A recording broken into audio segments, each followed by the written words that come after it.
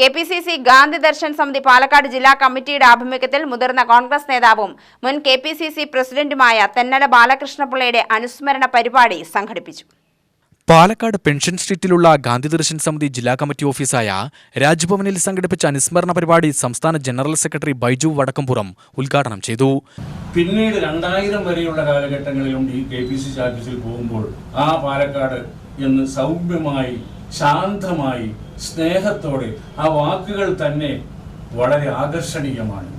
ഇപ്പോൾ ഇന്നത്തെ കാലത്തുള്ള ഭാരവാഹികളും അവരിൽ കൂടി പ്രസ്ഥാനത്തിന് ഒരിക്കലും താരതമ്യപ്പെടുത്താൻ കഴിയില്ല. അതുകൊണ്ട് തന്നെയാണ് അദ്ദേഹത്തിൻ്റെ വിടവ്, അദ്ദേഹത്തിന് ആകസ്മികമായ മരണം കോൺഗ്രസ് പ്രസ്ഥാനത്തിനും കോൺഗ്രസിൻ്റെ അംബാസഡർ എന്നൊരു കാലഘട്ടത്തിൽ എയും വൈയും തമ്മിലുള്ള ശക്തമായ ഘടനാമാനിയുണ്ട്. ആ കാലഘട്ടത്തിൽ ഇതിലെല്ലാവരും നടുവിൽ നിന്നുകൊണ്ട് ഈ പ്രസ്ഥാനത്തിന് ഉലയാതെ ശക്തമായിട്ട് മുന്നോട്ട് കൊണ്ടുപോയത് വലിയൊരു കാലഘട്ടത്തിൻ്റെ ആവശ്യമായിരുന്നു. അതുകൊണ്ട് തന്നെയാണ് തെന്നലയുടെ പ്രാധാന്യവും പ്രാമുഖ്യവും. ജില്ലാ പ്രസിഡന്റ് M. ഷാജു അധ്യക്ഷത വഹിച്ചു. ജില്ലാ general secretary Rajan Mundoor, professor Lakshmi Padmanabhan, Azeez Rajan Kuthanur, V. Mohanan, MC Sajeevan, P. Ramdas തുടങ്ങിയവർ പ്രസംഗിച്ചു.